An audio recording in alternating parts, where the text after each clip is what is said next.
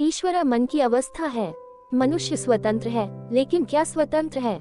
यदि कोई ईश्वर नहीं है और मनुष्य स्वतंत्र नहीं है, तो इसका सीधा अर्थ ये होगा कि मनुष्य अब कुछ भी करने में सक्षम नहीं है। अच्छा या बुरा, उनका आकलन करने वाला कोई नहीं है, उन्हें माफ करने वाला कोई नहीं है। ये स्वतंत्रता केवल स्वच्छंदता होगी। जब आप जीवित हैं तो भगवान जीवित हैं। यदि आप जीवित नहीं हैं, तो आपका भगवान कैसे जीवित रह सकता है? भगवान प्रभु हैं। यदि तुम मर गए हो तो ईश्वर भी मर गए। यदि आप जीवित हैं तो आपका ईश्वर जीवित है। आपका ईश्वर आपसे अधिक नहीं हो सकता, क्योंकि आपका ईश्वर आपकी अनुभूति का अंतरतम केंद्र है। इसलिए यदि आप जानना चाहते हैं कि ईश्वर क्या है, तो अधिक जीवंतता। यदि आप जानना चाहते हैं कि ईश्वर क्या है, तो अधिक पवित्र स्थान। यदि आप जानना चाहते हैं कि ईश्वर क्या है, तो उसे जानने का प्रयास न करें, महसूस करने का प्रयास करें। वह दिल के दरवाजे से आता है। या तो ईश्वर की सहमति हो सकती है या स्वतंत्रता की, दोनों की सहमति एक साथ नहीं हो सकती। ईश्वर सबसे बड़ा तानाशाह है। अगर आप ये कल्पना करें कि उसने दुनिया बनाई और मानव जाति भी बनाई। यदि ईश्वर वास्तविकता है तो मनुष्य एक प्रयोगशाला है, एक कठपुतली है। सारी डोर के हाथ में है, यहाँ तक कि आपकी जिंदगी भी। फिर किसी आत्मज्ञान का प्रश्न ही नहीं। फिर गौतम बुद्ध का कोई प्रश्न ही नहीं है, क्योंकि वहाँ कोई स्वतंत्रता नहीं है। वह तारांकित है, तुम नाचते हो, वह तारांकित है, तुम आदर्श हो, वह तारामंडल है। आप हत्याएं, आत्महत्या, युद्ध शुरू कर देते हैं। तुम सिर्फ एक कठपुतली हो और वह कठपुतली है। शैतान गिरा हुआ इंसान है, भगवान उठा गया इंसान है। ईश्वर आपके परम सुख की चरम संभावना है, शैतान तुम्हारा अंतिम पतन है। जैसा कि शैतान कहीं भी मौजूद नहीं है, जब तक तुम उसके जैसा नहीं बन जाओगे, तुम उसे कभी नहीं पाओगे। और जब तक आप भगवान नहीं बन जाएंगे, तब तक आपका कभी भी भगवान से साक्षात्कार नहीं होगा। लेकिन नीत्शे का दावा सिक्कों का एकमात्र मानक ही होगा। वह बिल्कुल सही है, लेकिन सिक्के के बारे में केवल एक पहलू है। उन्होंने एक बहुत ही महत्वपूर्ण और सार्थक बयान दिया है, लेकिन वह एक बात भूल गए हैं, जो कि उनकी विश्वसनीयता, तर्कशीलता और बुद्धि पर आधारित है।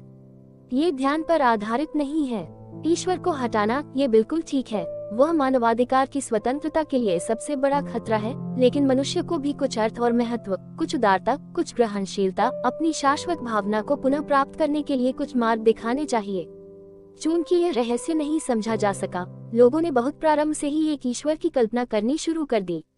उनकी ईश्वर की कल्पना का कारण है उनकी मनोवैज्ञानिक कठिनाई। ये स्वीकारना मुश्किल पड़ता है कि यह विशाल ब्रह्मांड अपने आप स्वतः स्फूर्त चल रहा है, बिना किसी दुर्घटना के। कोई ट्रैफिक पुलिस वाला तक नहीं है और अरबों खरबों तारे हैं। संसार की करीब करीब समस्त जातियों ने ईश्वर की कल्पना पैदा की। ये सिर्फ एक मनोवैज्ञानिक समस्या है, न इसका धर्म से कोई नाता है और न ही दर्शन शास्त्र से कोई रिश्ता है।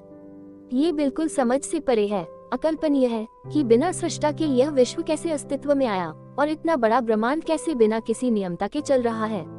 लोग अपनी तर्क क्षमता और कल्पना शक्ति को इतनी दूर तक न खींच सके, तो उन्होंने इजाद कर ली, केवल अपने को सांत्वना देने के लिए कि चिंता की कोई बात नहीं है, वरना रात की नींद तक हराम हो जाती। करोड़ों आकाश गंगाएं और ग्रह नक्षत्र घूम रहे हैं, कौन जाने रात बेरात कहाँ वे आपस में टकरा जाएं। कोई उनकी देखभाल नहीं कर रहा, कोई पुलिस वाला नहीं है, न कोई अदालत है न कानून। लेकिन आश्चर्य की सभी चीजें इतने बढ़िया ढंग से चल रही हैं। मौसम बदलता है और बादल वर्षा करने आ जाते हैं, ऋतु बदलती है और नई कोम्पलें और नई कलियां, और यह अनादिकाल से चला आ रहा है। न कोई हिसाब किताब रखता है, न कोई सूरज से कहता है कि समय हो गया। कोई अलार्म घड़ी नहीं है जो ठीक सुबह बज उठे और सूर्य से कहे कि चलो बाहर निकलो अपने कंबल के, अब उदय हो जाओ। सब बिल्कुल ठीक ठाक चल रहा है। वस्तुतः मेरा ईश्वर को इनकार करना भी उसी तर्क पर आधारित है। मैं कहता हूँ ईश्वर नहीं है, क्योंकि कोई ईश्वर इस विशाल ब्रह्मांड का संचालन नहीं कर सकता। या तो यह आंतरिक रूप से स्वस्फूर्त है, बाहर से इसकी व्यवस्था नहीं हो सकती।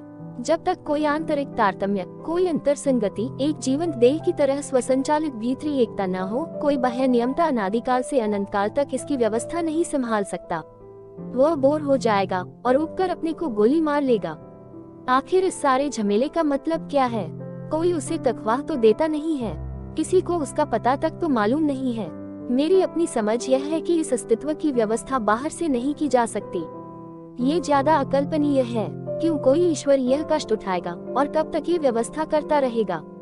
कभी वह थक जाएगा और कभी छुट्टी भी मनाएगा। अवकाश के दिनों में क्या होगा? और जब वह थक गया है या सो रहा है तब क्या होगा? गुलाब खिलने बंद हो जाएंगे, सितारे गलत मार्गों पर भ्रमण करने लगेंगे। हो सकता है सूर्य पश्चिम से उगने लगे सिर्फ बदलाव के लिए, एक दिन के लिए ही सही, कौन उसे रोकेगा? नहीं, बाहर से यह असंभव है। ईश्वर की धारणा पूर्णतः असंगत और व्यर्थ है। कोई बाहर से अस्तित्व की संचालन व्यवस्था नहीं कर सकता। केवल एकमात्र संभावना है भीतर से। अस्तित्व एक जीवन समग्रता है।